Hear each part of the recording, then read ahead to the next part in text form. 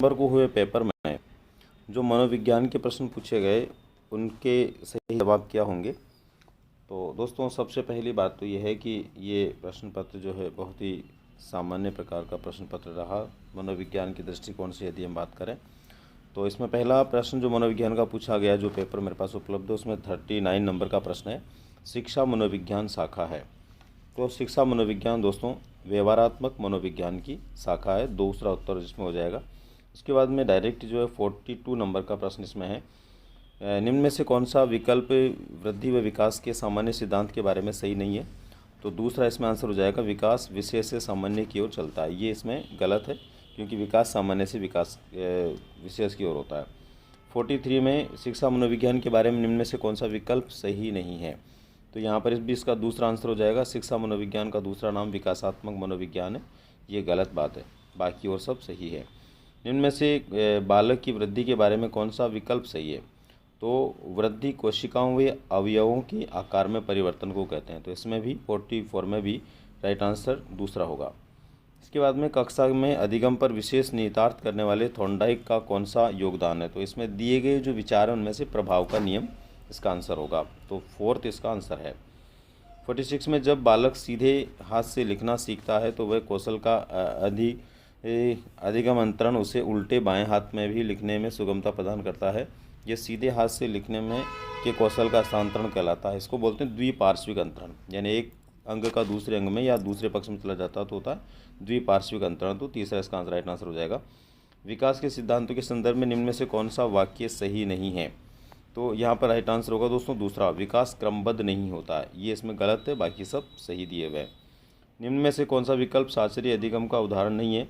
तो आदत इसमें से शास्त्रीय अधिगम का उदाहरण है। बाकी सब तो जो हम SR थ्योरीज पढ़ते हैं उसमें आते हैं, क्रिया प्रसूत भी आता है, चिन्ह भी आता है और निरीक्षण भी आता है। चिन्ह सिद्धांत जो है स्टॉलमैन का, ये दोनों श्रेणी में आता है, SR में भी आता है और SOR में भी आता है। इसलिए यहाँ पर चिन्ह, क्रिया प्रसूत और निरीक्षण जो है इसमें नहीं होंगी। बाकी आदत जो है वो, ये तीनों तो शास्त्रीय अधिगम होंगे पर आदत नहीं होगा। आदत तो लगातार किए जाने वाले कार्यों के आधार पर स्वभाव में परिवर्तन होता है। इसके बाद में गॉर्डन ऑलपोर्ट के व्यक्तित्व के सिद्धांत का अनुसरण करते हुए यदि अध्यापक विद्यार्थी के विशेषकों की पहचान करना चाहता है तो निम्न विकल्पों में से वह किसी विशेषक को अनदेखा करेगा। तो यहाँ पर केंद्रीय, प्रधान और गौण, ये 3 प्रकार के जो है गुण तो ऑलपोर्ट ने बताए, लेकिन मूल विशेषक नहीं बताए। तो इसका राइट आंसर हो जाएगा मूल विशेषक। इसके बाद में एक विद्यार्थी जो प्राय अपने मित्रों के प्रति रूखा, भद्दा और असहानुभूतिपूर्ण व्यवहार करता है तो उसको संवेगात्मक बुद्धि को लेकर के प्रशिक्षण देने की आवश्यकता है। तो दूसरा इसका राइट आंसर होगा। यदि अध्यापक को बालक की अचेतन अभिप्रेरणा और चिंतन का पता लगाना है तो निम्न में से किस परीक्षण का चयन गलत होगा। तो इसमें जो है प्रक्षेपी परीक्षण सब जो है उनका तो उपयोग करेगा, लेकिन उसके अलावा कोई है तो उसका नहीं करेगा। तो प्रासंगिक है, शब्द साचर्य, शायद अब्बा का तो उपयोग करेगा। इसका मतलब पहला इसका राइट आंसर हो जाएगा। 16 व्यक्तित्व घटक परीक्षण, ये RB कैटल का है और ये केवल विशेषताओं को देखने से संबंधित है। तो इसका मतलब पहला इसका राइट आंसर होगा। हिप्पोक्रेट्स द्वारा किए गए वर्गीकरण के अनुसार जो बालक निराशावादी, दुखी और संवेगात्मक रूप से कमज़ोर होते हैं उनमें एक प्रकार से ब्लैक यानी काला पित्त पाया जाता है। तो काला पित्त वाले व्यक्ति को बोलते हैं विषादग्रस्त। तो तीसरा इसका राइट आंसर हो जाएगा। इसके बाद में विद्यार्थी के निष्पादन पर सकारात्मक प्रतिक्रिया देकर उसे गर्वित अनुभव कराकर मास्लो की आवश्यकता पदानुक्रम के प्रारूप के अनुसार शिक्षक निम्न से विद्यार्थी की किस आवश्यकता की संतुष्टि कर रहा है। तो आत्मसम्मान की आवश्यकता। समस्या समाधान के में यदि कोई विद्यार्थी अध्यापक के निर्देशित परिप्रेक्ष्य में हल खोजने की जगह कुछ नया लीक से हटकर करता है तो इसका मतलब वो सृजनात्मक बालक है। तो राइट आंसर हो जाएगा अपनी अपसारी सोच की क्षमता का प्रयोग कर रहा। तीसरा राइट आंसर होगा इसमें। निम्न विकल्पों में से कौन सा तत्व है जो थर्स्टन द्वारा प्रतिपादित बुद्धि का समूह तत्व सिद्धांत में सम्मिलित नहीं है।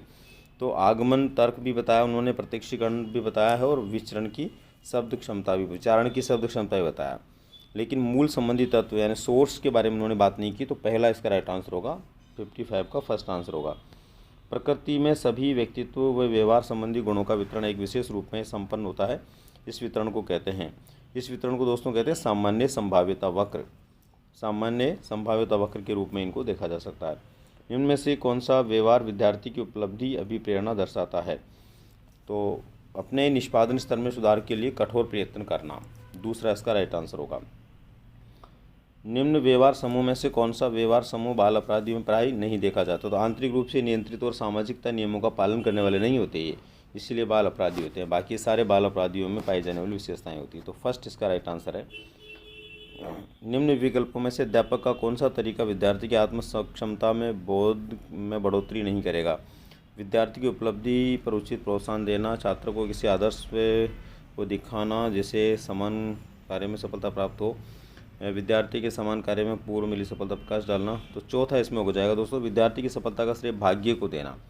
तो भाग्य को देकर के हम बालक के आत्मबोध को विकसित नहीं कर सकते, इसलिए चौथा इसका राइट आंसर होगा। यदि एक छात्र अपना बहुत सा खाली समय चित्रकारी में बिताता है और ऐसा करने पर वह प्रसन्नता अनुभव करता है तो वह व्यस्त समय में से चित्रकारी के लिए समय निकाल लेता है और उसे ऐसा करने पर थकान भी अनुभव नहीं होती। इनमें से सही विकल्प छांटें जो उसकी अभिव्यक्ति को दर्शाता है। तो दोस्तों इसमें है उसकी अभिक्षमता श्रेष्ठता, उसकी रुचि की अभिव्यक्ति को दर्शाता है, यानी इंटरेस्ट को दर्शाता है। दोस्तों दूसरा इसका राइट आंसर हो जाएगा, यह उसकी रुचि की अभिव्यक्ति को दर्शाता है। तो दोस्तों ये थे 20 प्रश्न शिक्षा मनोविज्ञान के जो 21 दिसंबर को हुए पेपर में पूछे गए। धन्यवाद।